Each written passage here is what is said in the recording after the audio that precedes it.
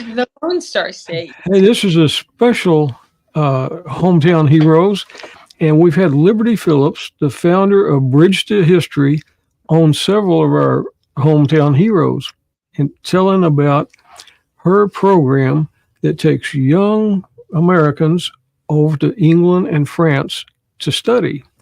And today, Liberty and some of her students are in France. And you've been over there, it's a week today since you started the. Yes, today is, thank you, Tucker. Day was earlier. We've been over here for 6 days and we have more to go. Well, you just tell us what you've been doing and introduce us to the students and. Okay, well, on my camera slips. So on my right, I have Jonathan from Alabama. Jonathan, how are you? Good, and you? I'm doing well. Are you learning a lot of stuff? Yep. That's good. What's your favorite part? Has to be the bunkers. The bunkers, huh? I've only seen it in the movies, so I know that must be an awesome experience to see them firsthand and up close. We've seen a lot of bunkers this week. A lot of bunkers. But and then I have Ben from Pennsylvania. Ben, how are you? Good. How are you? Welcome to Hometown Heroes. And I'll run through everybody else. We have Nathan from California. Nathan, where at in California?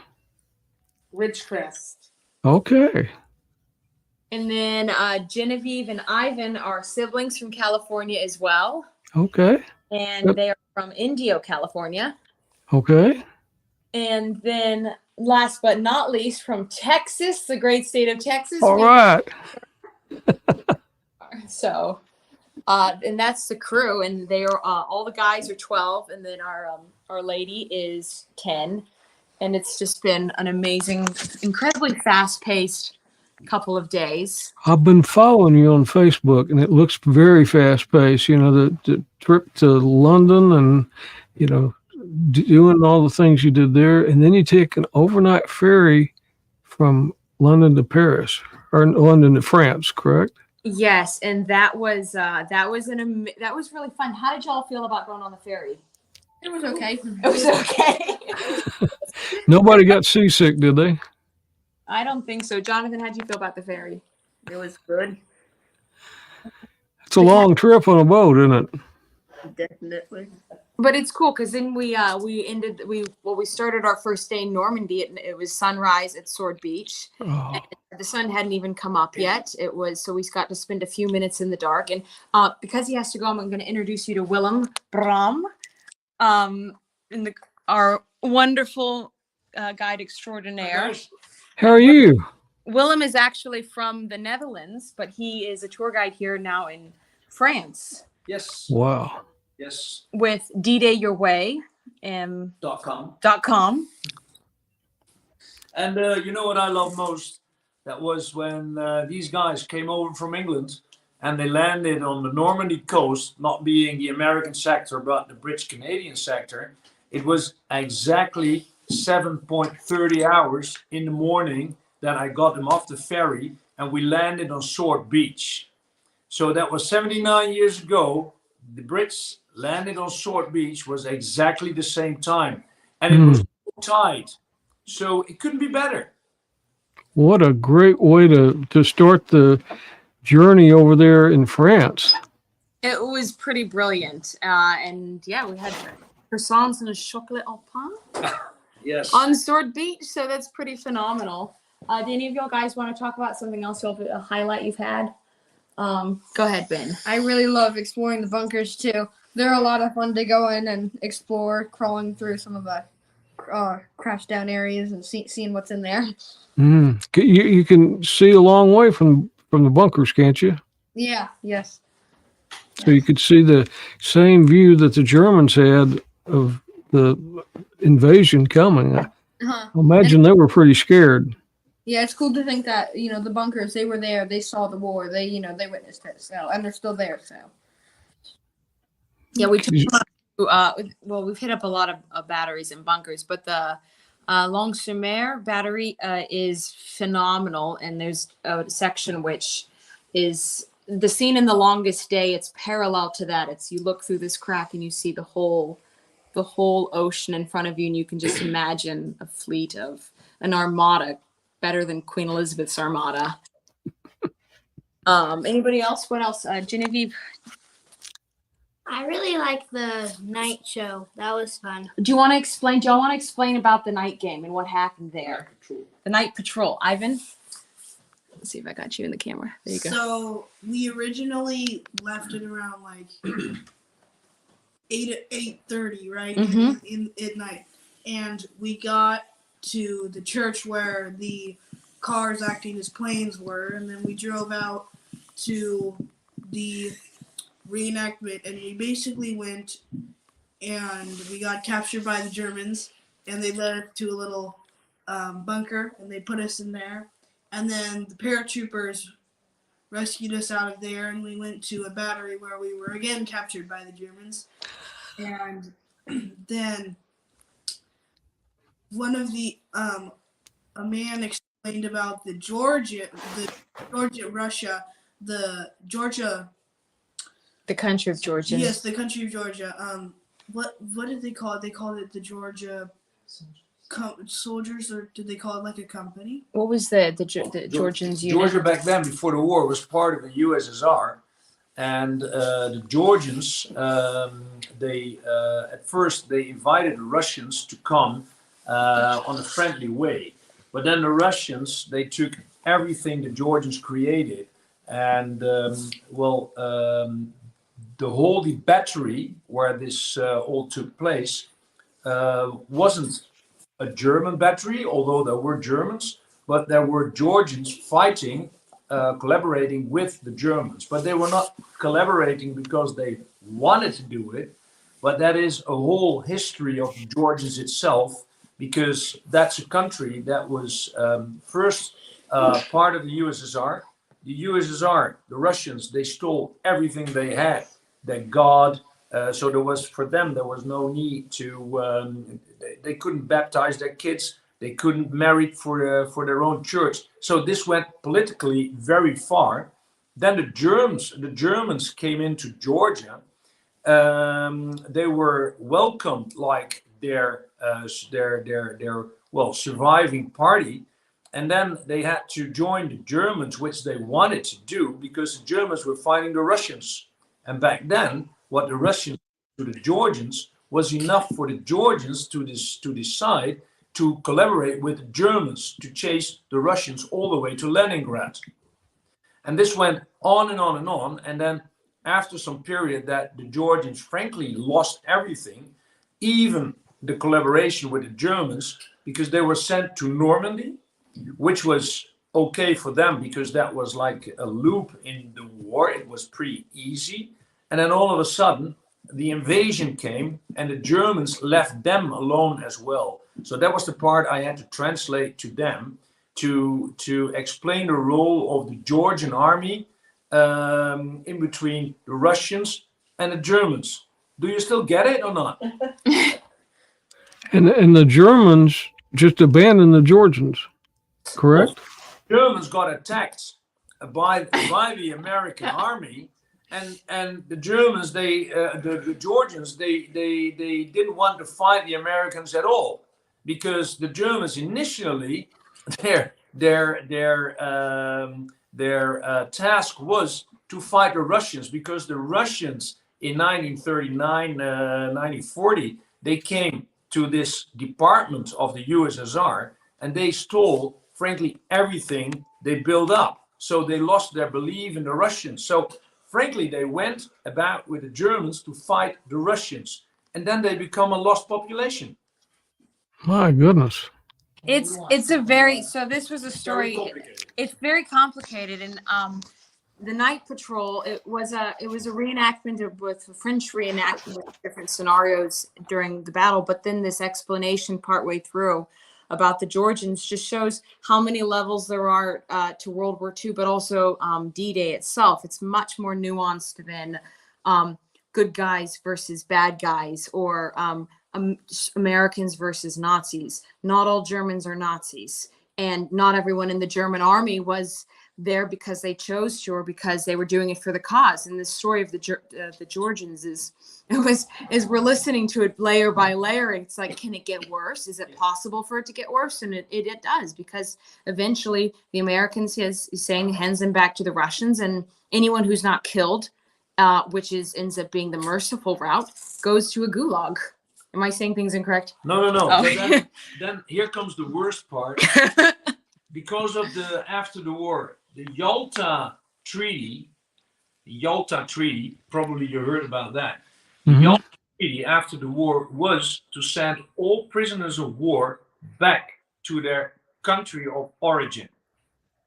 So the Georgians, who fought with the Germans, taken prisoner by the Americans, were sent back, not to Georgia, because Georgia was part of Russia back then. So they were sent back to Russia. Mm. And if you got shot directly by the Russians, you were lucky. But if you got sentenced to a prisoner, to a war, a forced labor camp somewhere in Siberia, to starve of hunger and diseases, etc., you got it very bad. So that was the situation of the Georgians back then. You get it? Yeah. Well, I don't. Okay, so one of the treats we had yesterday, the days are beginning to run together. We've been having to write everything down. But one of the treats we had was to meet a World War II veteran here in Normandy. He was coming through. He's been making a visit through this area at the same time. Domenico, is it Carducci? I think it's the last name. Very, very Italian. But Domenico, whose birthday, his 97th birthday is coming up, was very delighted to meet the kids, and he spent about 30-45 minutes telling a story. He was a UDT man, underwater demolition team, and so bright, so much to say, and very sharp. And he told the kids an incredible story about his team rescuing a submarine and 47 men who were trapped inside. And it took them 2.5 weeks to rescue these men.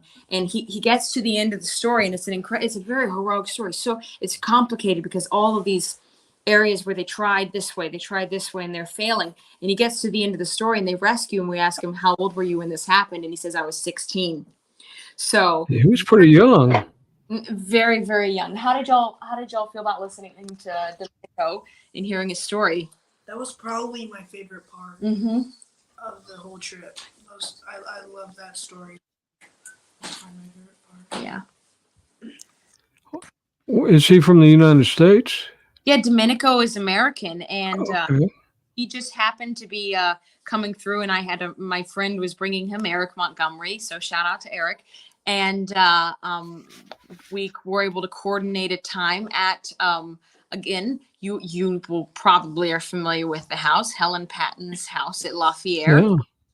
So we met there, and the kids had a wonderful meeting, and it was fantastic. So Domenico, he's moved on. I think he's got a couple more spots before he goes back to the States, but that was really awesome. And everybody.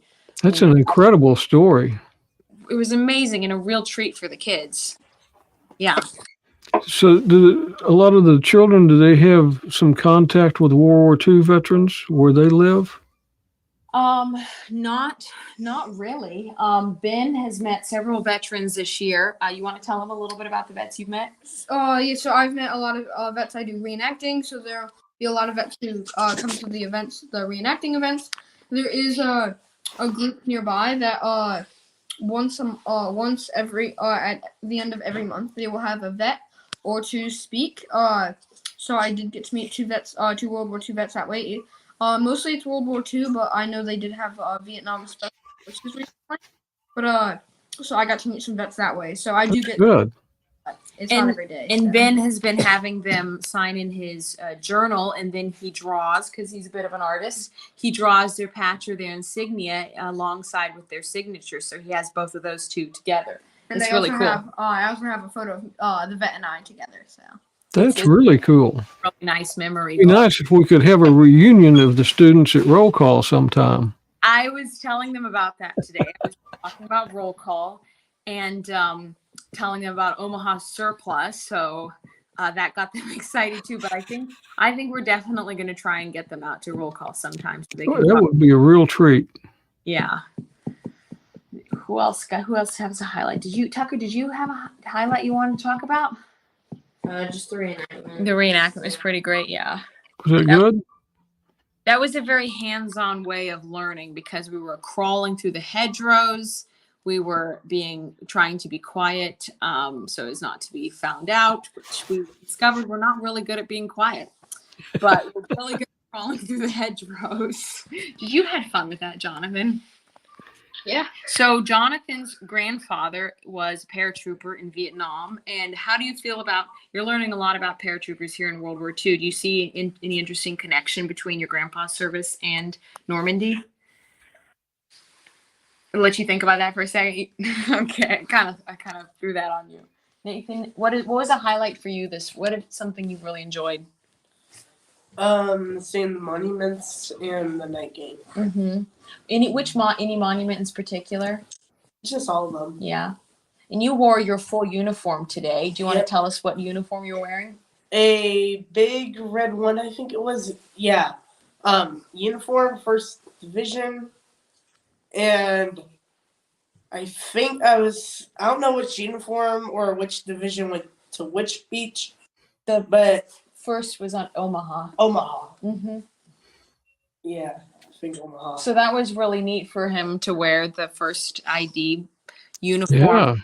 beach and heard some of the stories about that. And we heard the story about Arthur Staymates, who was a really spectacular veteran that Willem and I knew many years ago.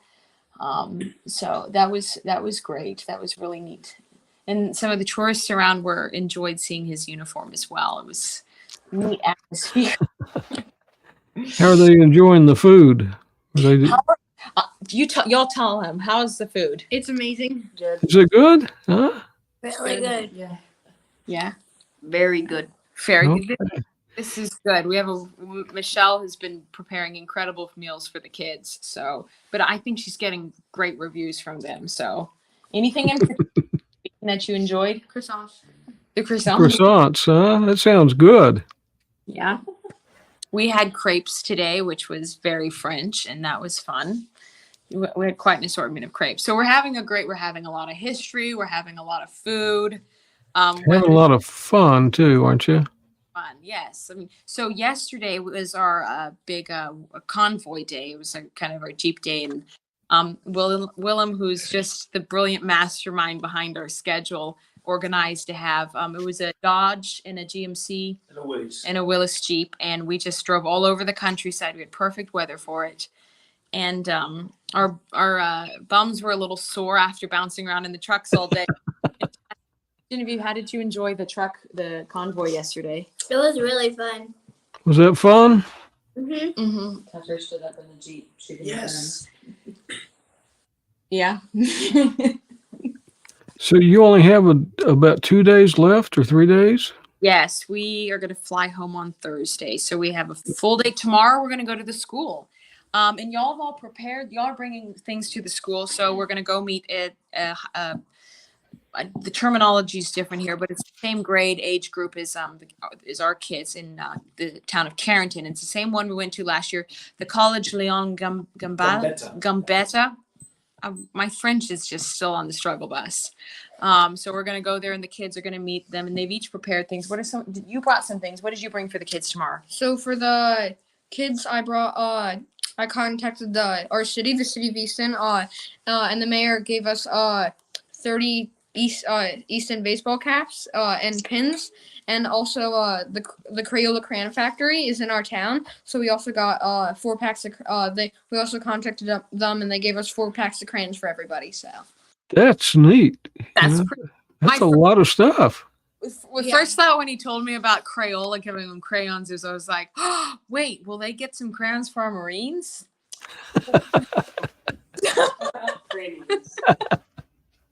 Genevieve, what did you put in a lot of work for what you're bringing to school? You want to tell them Yeah, what I you're... made 45 handmade bookmarks. That's good. Mm-hmm. That's a lot of work. That's a lot of bookmarks and a lot of work. What did you put together?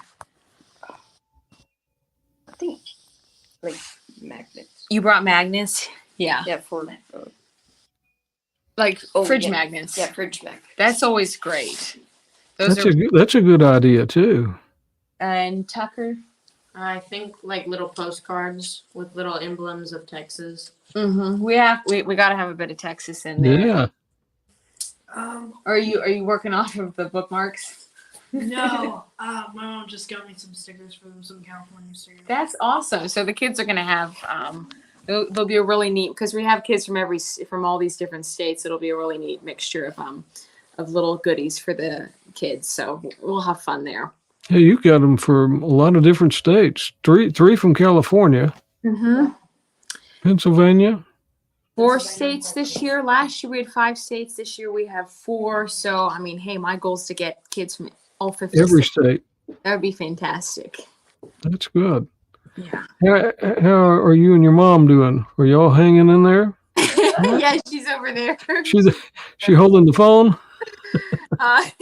She's She's very comfortable chair in the corner. Can I you wanna Oh, there you are. Hey, Okay. this is just phenomenal. These kids are great. They've worked so hard. They've read so much and studied and prepared and just really, there you are. Really happy about all the work that they've done and the way that they are pouring themselves into everything. I will say it is funny how much they like the bunkers. They I are know every one of them. monkeys. Yes, they have climbed in every bunker around here. And they love it and it's great, but they get it. They understand what's going on. They understand what happened here and it's great. We went to Point du Hoc today and Liberty read Reagan's speech from 1984, the entire speech, which is so powerful. And I think every American should read it every year.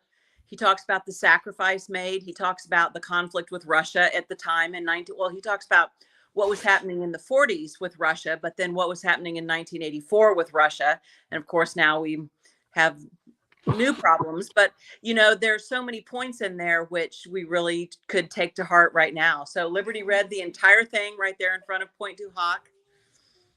That's incredible. You've done a good job of helping Liberty put it all together. I tell you. I'm just her facilitator. That's all I am. Her vision, her idea. I just help her get it together. I've been following all your travels every day on Facebook, so I'm very impressed. Well, thank you. Thank you for caring, and thank you for following us, and thank you for giving. I'm so proud of y'all. Of you, your family, and your children, and what you're doing to help other, especially our younger generation, learn about history firsthand. You've got to understand what happened before as we go into the future, right? That's right. Liberty. So we're gonna see how much we can cram in the next couple of days. We did Randville Cemetery and Bayou War Cemetery. We still have Omaha, which is going to kind of be that's going to be very, very special because obviously that's the American cemetery here.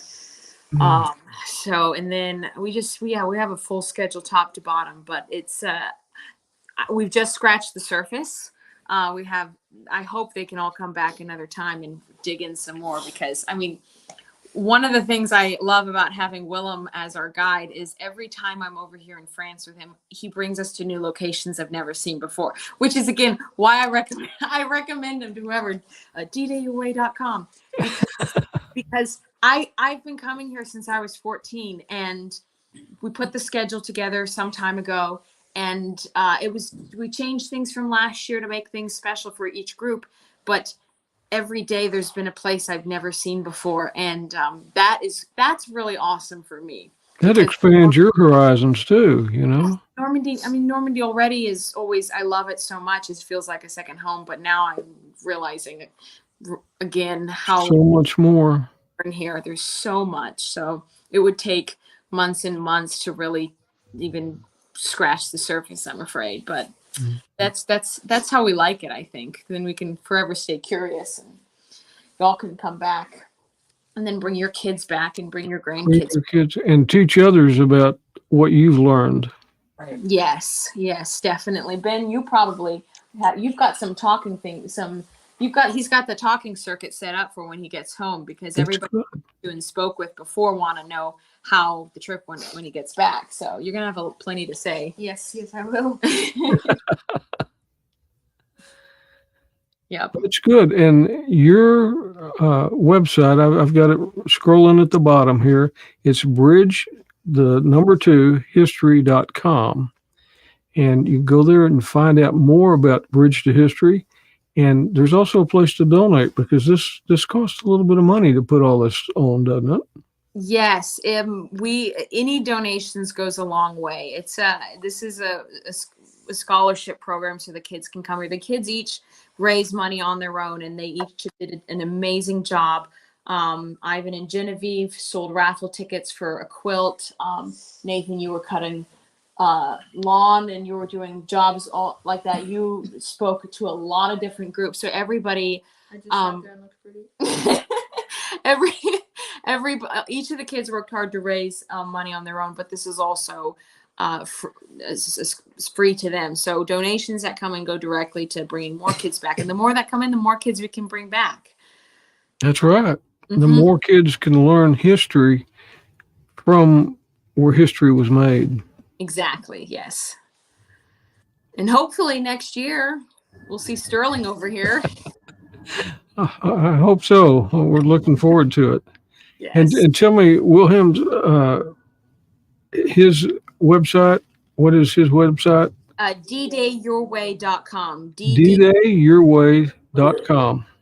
One word. ddayyourway.com. Yes. One word. Okay. And it's Willem Bram. BRAA. Well, Thank you. hopefully we can meet someday. I've known Willem forever, so technically there is much fondness in my heart for him, but I also respect talent when I see it, and he's very good. So here, the kids are probably ready to go because it's kind of late, so y'all can all wait. Kind of late. It's nice to meet y'all, and I'm so proud of you each for one, raising the funds to go and wanting to go. And, I look forward to hearing stories about you, seeing you on the news, like some of the other children I've seen, and just hear great things about you because you are getting to experience something that, millions and millions and millions of kids won't get to experience. And thanks to Liberty and her family who supports her and her friends. And, you're an incredible person, Liberty. Well, there's a fantastic team making this happen. So, and it's been amazing. Mom was saying this, and I concur. I'm so proud of these kids. It's brave of everyone to be willing to travel across the ocean for the first time. Some of them, it's Nathan's first time on a plane. I don't know who else it was. Ivan's first time on a plane. So not only there's so many firsts on this first time plane, but also traveling with a group of people you've never met in your life. And are you going to get along with them? Are you going to be friends? And everybody has meshed. Within 24 hours, you wouldn't believe they just met. And they're just taking things in. And like yesterday when we were talking with Domenico, their eyes were glued on him for the entire time, which I was really proud of that because I think they're really taking it in and paying attention. And this is gonna go a long way in their lives. So we're having a fantastic time. We're having a lot of fun. I'm so pleased to hear that. I'm so proud of you. I'm proud of the work you're doing. Again, that's bridgetohistory.com. And also you can go to operationmeatball.com. That's kind of the parent organization or the organization that started it all. And now we have Bridge to History and only a couple of days left on this trip. And you're already thinking about the next trip.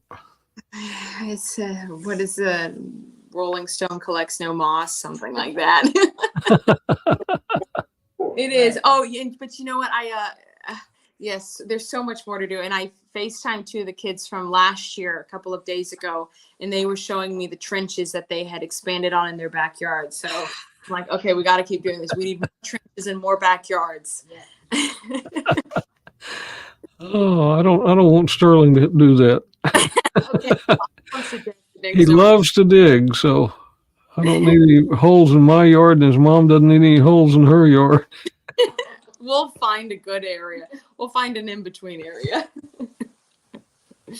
Yeah. Anyone else have anything you want to say, or y'all ready to hit the sack? Y'all good? Yeah. You'll have a good few days that you have left, and then come back home and tell others what you've experienced, and keep history alive, because that's why you're there, is to be able to be ambassadors for Bridge to History and tell others what you've learned. Oh, well. Thank you, Rick. You're Thank you. welcome. You're welcome. We'll Thank see you guys later. Looking forward to seeing great things from all of you. Thank you so much for having everybody on and chatting to everybody. It's Well, always it's great. been a real privilege to do that.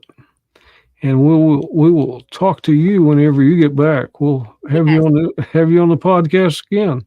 That would Okay. be great. And I can't wait. I'm going to miss roll call this month, but I can't wait to get back to roll call. And I'll send you a link to the YouTube that this will be on, so you can send it to their parents, so Oh, yeah. parents that aren't there can kind of see what their kids are doing. Yes. They're having all sorts of fun. Well, thank you so much for joining us today, Liberty. I know Thank it's late there, but it's midday here and it's cool weather, and Well, you enjoy the rest of your day. I will. And we will talk to you soon, okay? All righty.